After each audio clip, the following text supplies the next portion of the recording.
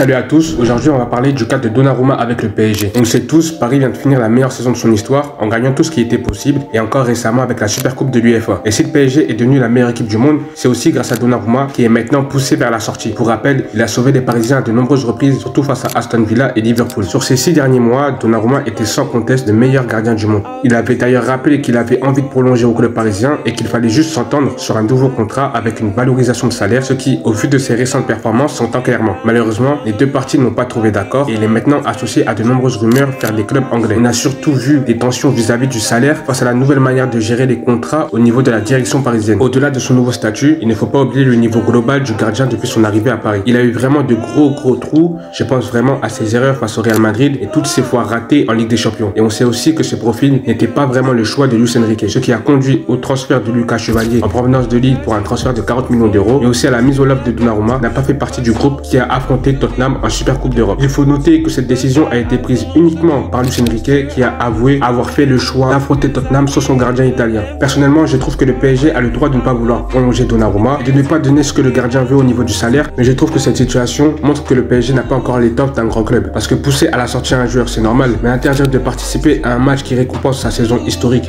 en l'occurrence on parle du match face à Tottenham, je trouve ça vraiment irrespectueux. On l'a vu face à Tottenham, on dirait que Lucas Chevalier s'est très bien adapté au collectif parisien. Après une grosse erreur, il a réussi à s'interposer et arrêter un penalty. Donc on va voir comment va se passer son adaptation au club parisien.